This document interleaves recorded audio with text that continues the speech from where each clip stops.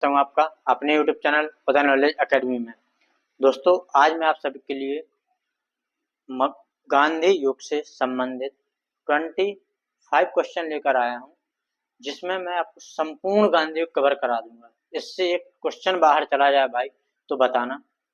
कल और परसों में आपको पिछली दो वीडियो गांधी युग से संबंधित थ्योरी की लाया था, जिसने वो वीडियो ना देखी हो डिस्क्रिप्शन में लिंक है, देख लें।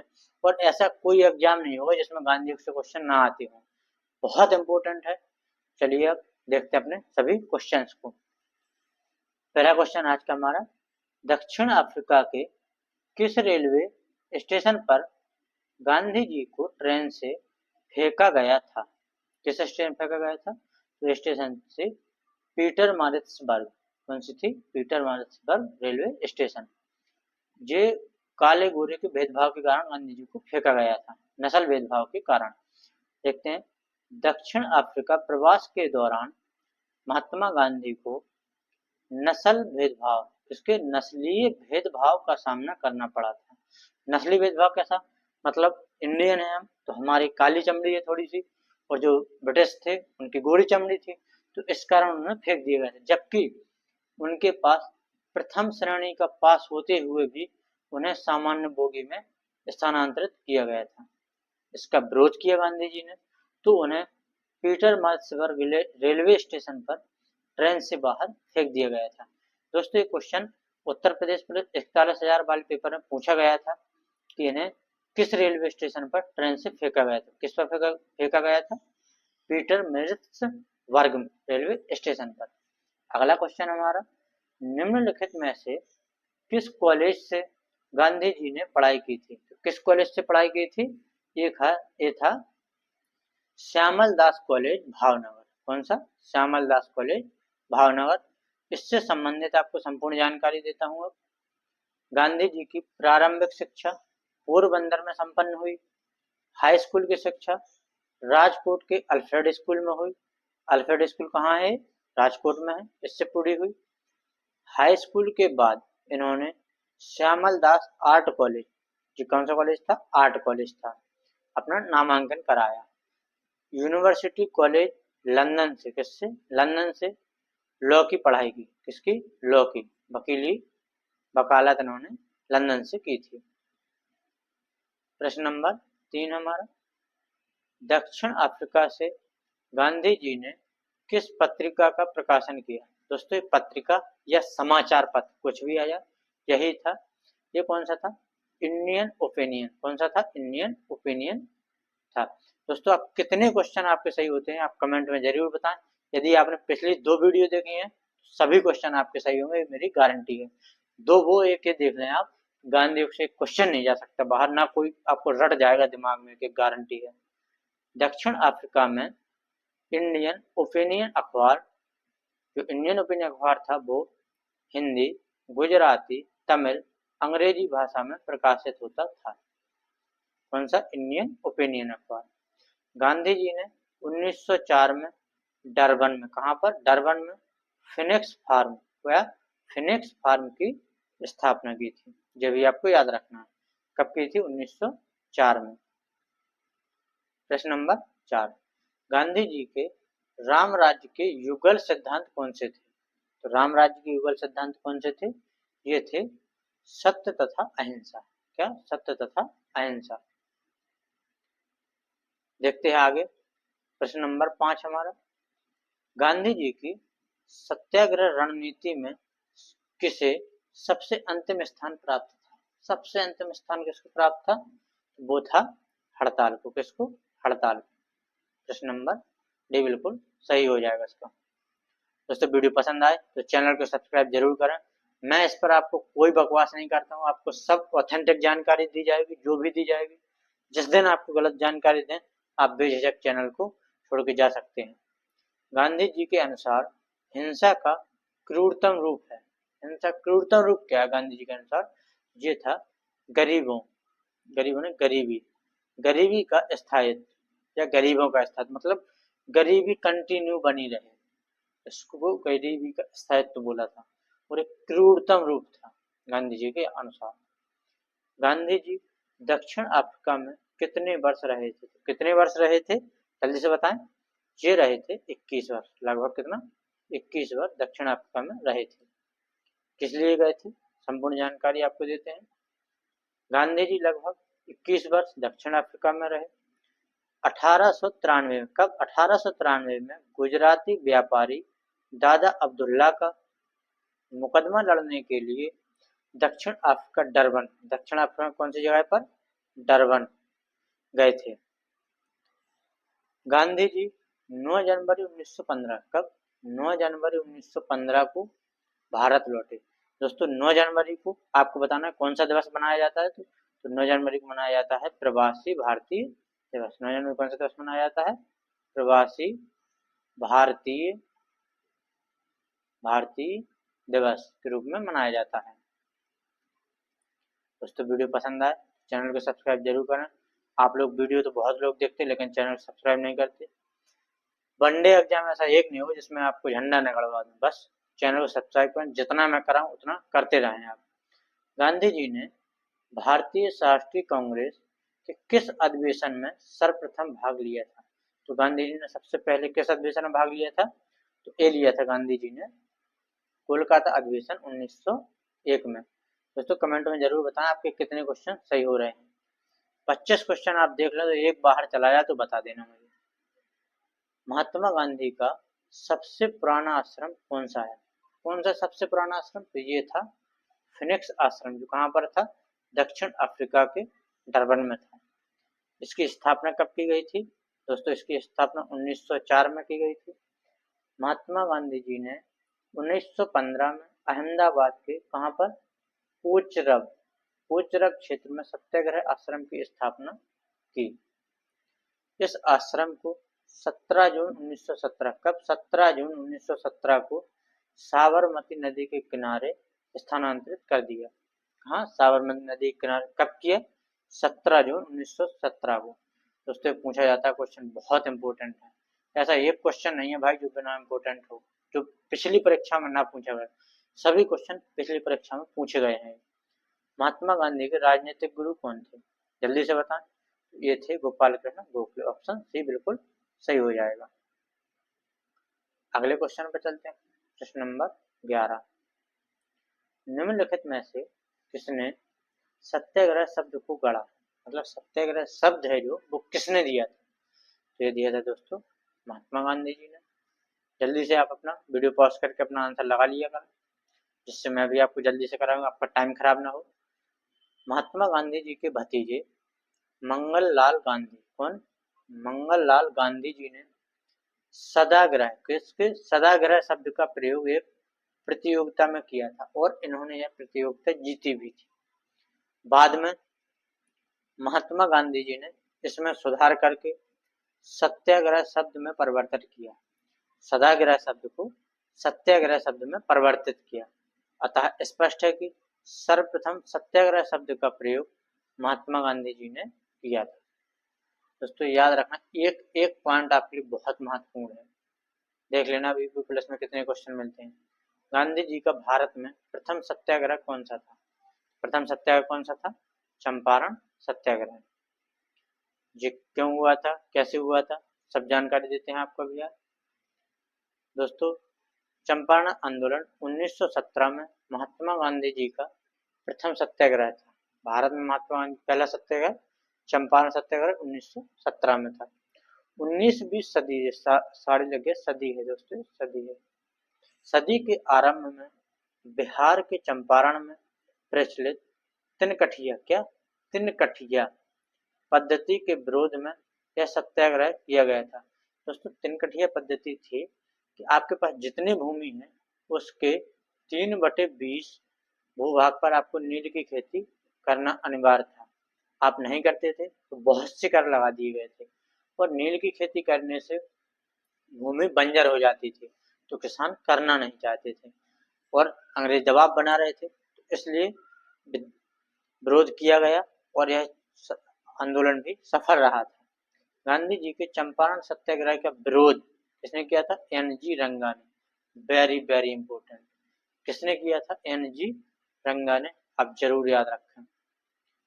ब्रिटिश निर्मित उत्पादों का गांधी जी का बहिष्कार प्रभावी हुआ क्योंकि ब्रिटेन भारत को एक बड़ा समझता था। क्या समझता था ब्रिटेन?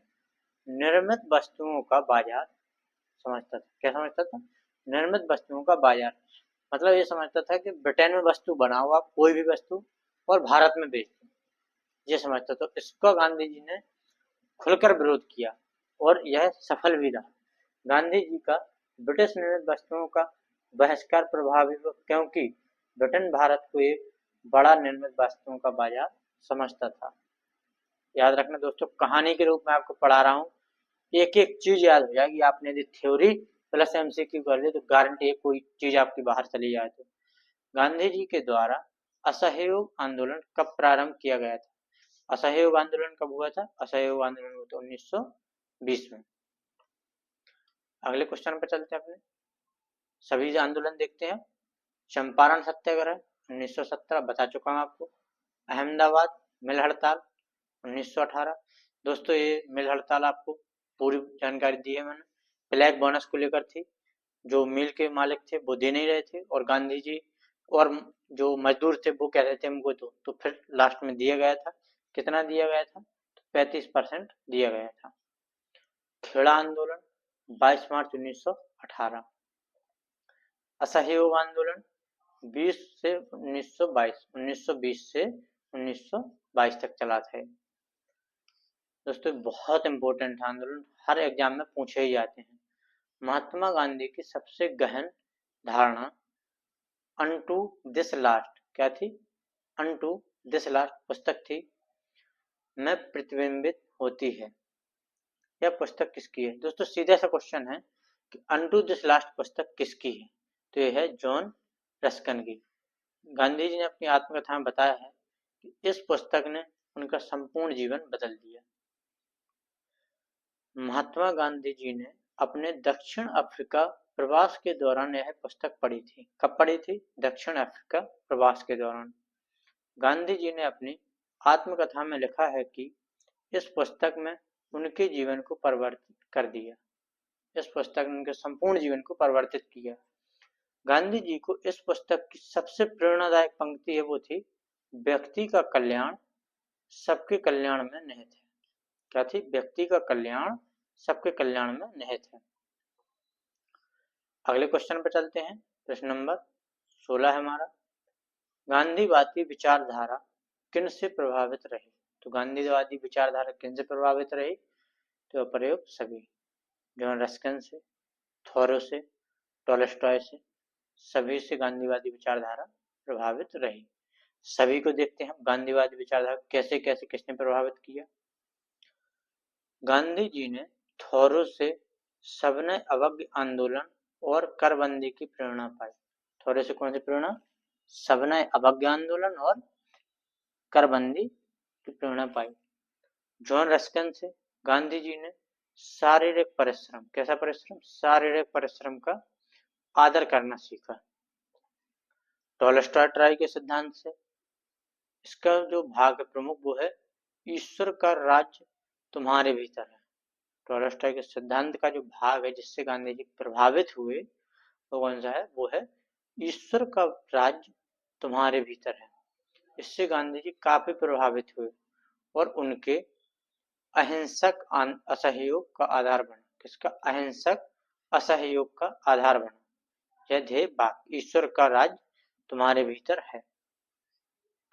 प्रश्न नंबर 17 पर चलते हैं। निम्न में से किस आंदोलन से गांधी जी संबंधित नहीं थे? तो किससे संबंधित नहीं थे? गांधी जी स्वदेशी आंदोलन से संबंधित नहीं थे, बाकी इन सभी से संबंधित थे। आगे देखते हैं स्वदेशी आंदोलन क्यों हुआ था।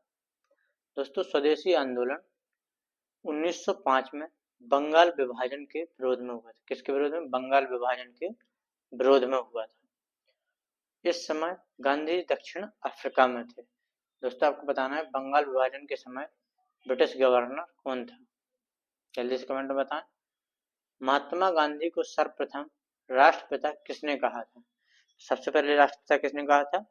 ये कहा था सुभाष चंद्र बोस ने। किसने कहा था? सुभाष चंद्र बोस ने। दोस्तों आप वीडियो रोक कर अपना आंसर लगा लिया करें मैं आपको जल्दी जल्दी इसलिए करा रहा हूँ ताकि आपका टाइम बर्बाद ना हो। गांधी जी को महात्मा की उपाधि किस आंदोलन के सफल होने पर दी गई थी? कौन सा आंदोलन सफल हुआ था जब इनको इसकी महात्मा की उपाधि दी गई थी? तो कौन सा आंदोलन हुआ था दोस्तों, जल्दी से बताएं। तो इसका है चंपारण सत्याग्रह। कौन सा? चंपारण सत्याग्रह। ऑप्शन ए बिल्कुल राइट हो जाएगा। अगले इसकी संपूर्ण व्याख्या देख लेते हैं। किसने नाम दिया, क्या है? गांधी जी द्वारा चंपारण सत्याग्रह का सफल नेतृत्व करने के कारण किसने दी थी उपाधि? रविंद्रनाथ टैगोर ने। किसने? रविंद्रनाथ टैगोर ने।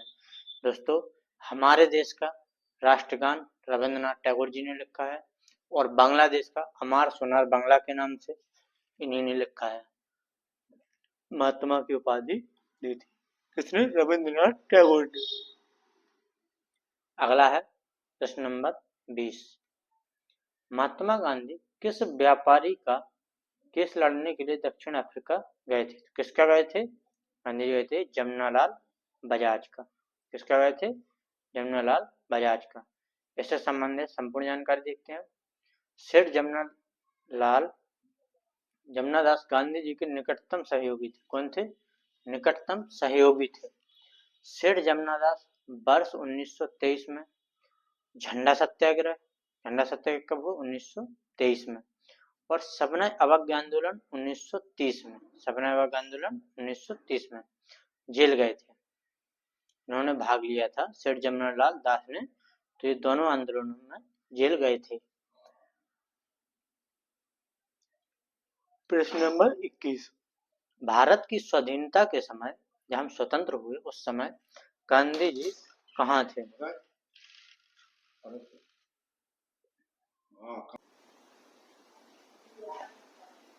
भारत की स्वाधीनता के समय महात्मा गांधी कहाँ थे? तो महात्मा गांधी कांग्रेस के सदस्य नहीं थे। इन्होंने कांग्रेस त्याग दी थी। देखते हैं कांग्रेस कब त्यागी थी। तो महात्मा गांधी जी ने सन 1934 ईस्वी में कांग्रेस से इस्तीफा दे दिया। कब दिया था? 1934 में। वह कांग्रेस से औपचारिक रूप से सदस्य नहीं थे। गांधी जी कांग्रेस के औपचारिक रूप से सदस्य नहीं थे, लेकिन राजनीतिक परिदृश्य में उनकी